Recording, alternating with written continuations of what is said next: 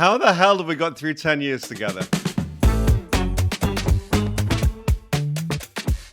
Simple Politics is 10 years old today, which means I think it's in year 5 learning about Vikings and being told off for having far too much screen time. What an incredible 10 years it's been. I mean, could you imagine a quieter and more nothingy 10 years to do something like Simple Politics in? I mean, barely anything's happened, nothing memorable at all. It's just been very calm, I think. Tatton, it is 10 years old today. How do you feel? I mean, just 10 years, man. It's a long time. It is a long time. Do you feel, I mean, I feel 10 years older, very much in the way that sometimes I wake up and I've injured my leg just because I've been asleep. I mean, that's very impressive that Sim Politics has now gone on for a decade. I mean, how many followers did Sim Politics have 10 years ago? None, because you just started. That's amazing. Yeah. I mean, that's the thing. When you start something, there's a big zero. Tatton, why did you set up Simple Politics? Because I had a breakdown and I couldn't work anymore. There's an education bill going through Parliament, which was the one that changed grades at GCSE from letters to numbers. I still don't understand why, but that's what the bill was. And I didn't understand it. And so I hit Google for Google to tell me what it meant. And I still couldn't find anything. And I was like, that's rubbish. Why is no one explaining? These are the most important changes. Why is not? I'm a teacher. I need to know this. No one's telling me. When things were falling apart, I needed something to go to. It was a lie I told myself. Oh, this is real work. This is a thing. You're working on a thing here. Oh. You said you started it hoping it would be a thing. Clearly it has become a thing. At what point did you realize it became a thing? Everything changed at COVID. I mean, we kept on, like Hattie, you'll remember, we'd like hit 20,000 followers and we were like, oh my goodness, we've hit 20,000 followers. And we would have these moments along the way that felt important and were important, I guess. Like they were important. Just because the numbers are bigger now doesn't devalue the importance of those steps along the way. You know, we've been hinting at the fact that the really quiet 2015, but I mean, obviously, the next 10 years were pretty tumultuous. And Hattie, so that was about when you joined. I mean, I feel like Simple Politics really arrived at a time when everyone very much needed someone to explain what on earth was going on. I think that's the point where you couldn't avoid politics.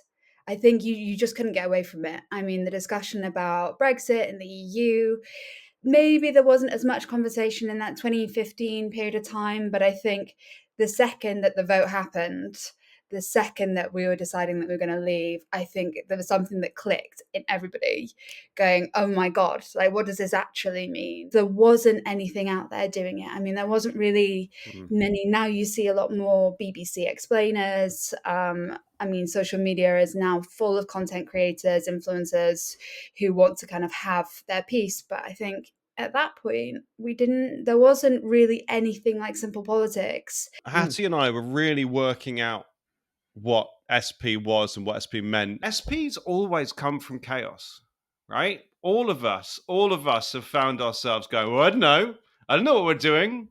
Like, and you're right, there was no competition, but which is great for us, but it was also meant there was nothing to compare ourselves to. There was nothing to work out what was important and what wasn't. It was a learning curve, and also I would say it's like definitely has set me up. Like everybody that I know follows Simple Politics. You know, like so now I work in government and people follow it. And then in stepped Diane. So yeah, I came in very short term. Didn't think I'd stick around. Basically to help cover and do a bit of research for Tatton and draft some posts for the 2019 election, which was Boris Johnson's big one. I sort of at some point said, oh, this is great. I love this. Can I stay? Tatton wasn't that sure at the time. He was like, not sure what I'm going to do with the page. Boris Johnson's got a huge majority. Nothing's going to happen. It's going to be really dull.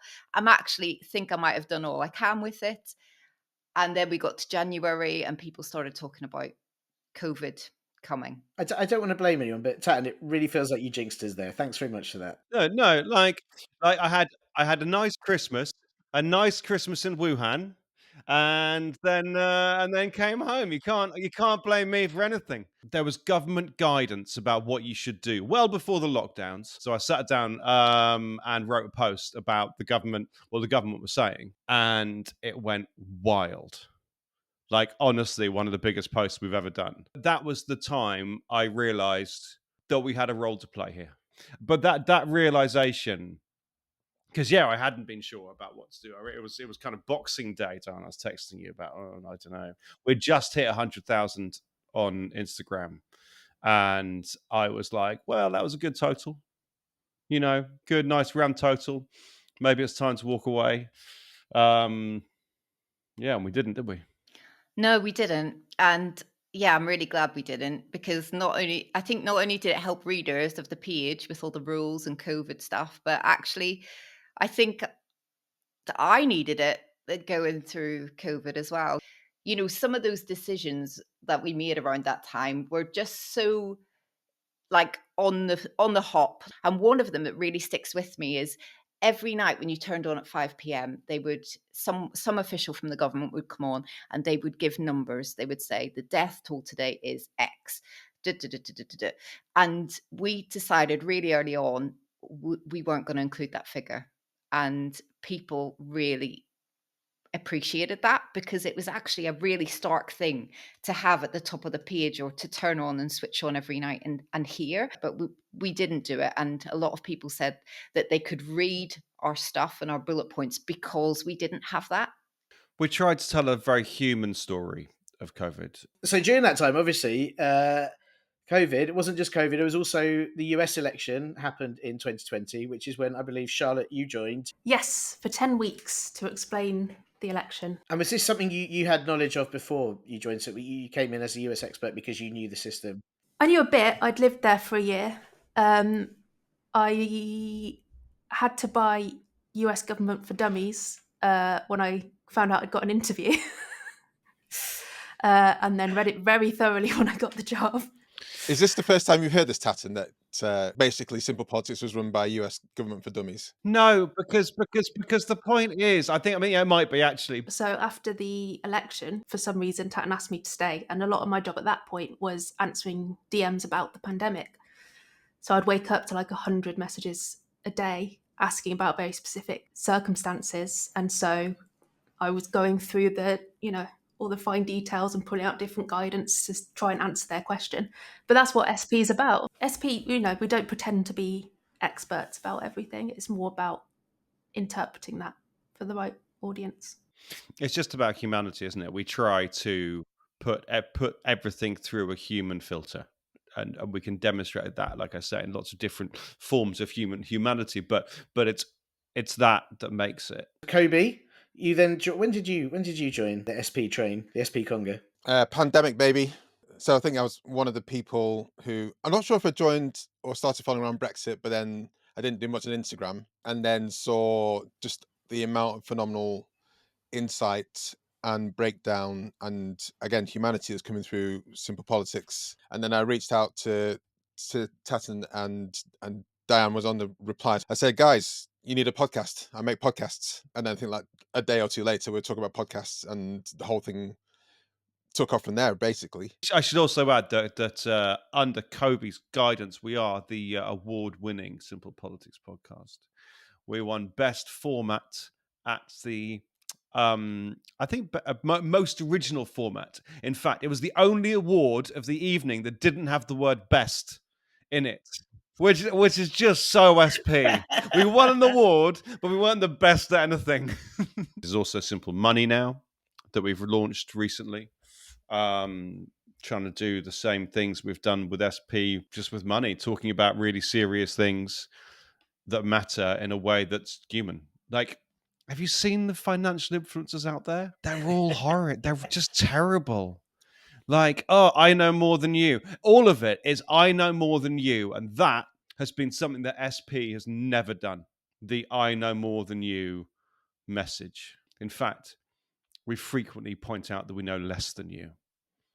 What's in the next 10 years? It's obviously going to be very calm, very quiet. And I'm hoping at some point, Tatton, that there are so many different simple this, simple that, until you get to Simple Minds. just for sheer copyright issues that you may come up against. I think people will be able to like and share our posts just using the power of their mind. That's lovely. And again, you got to be careful with the Simple Minds thing there, but I Yeah. like it. It's very good, Dan. So you're going to be going to the moon with or space with Katy Perry. Oh God, please don't let Katy Perry be an SP's future in any way. I like Simple Space though, or Simple Planets. I think that's got to be the plan. Become a billionaire, have my own space program, simple space, done. I think we're going to have our first elected politician who says that they learn about politics through Simple Politics. Oh, that's good.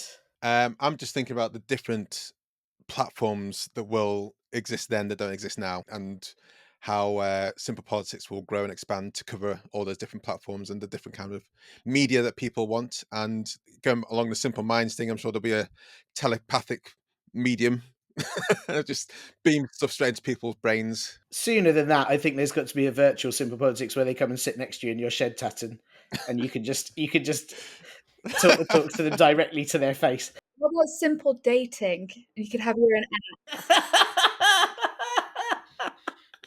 It's your birthday. I think we need to get our party hats on and wish Simple Politics a massive happy birthday.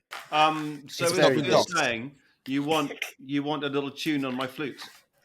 Is that what you want? I think it's what all the listeners want. It's what they've been crying out for 10 years. I'm going to go for an orange one.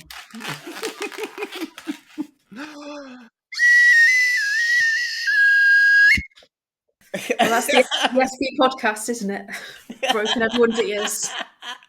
Oh my goodness, that just happened live! On the count of 3. 1, 2, 3. Happy birthday, Happy Simple birthday. Politics. You could have told us what we're going to say. Yeah, no, I think you need to say before. I wanted to go without planning, like the whole history of Simple. I thought I'd go in line with the theme Dive of this into it and see podcast. what happens. Chaos, no planning, laughter, something actually quite important. That's what we've done for 10 years. So, Tiernan, smashed it. Yeah.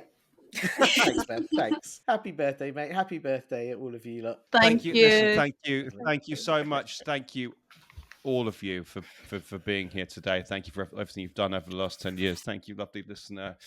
We haven't even spoken about you and how important you are. But don't you worry. The posts on SP will be mawkish, sentimental, and really, really over the top. And I've got a lot.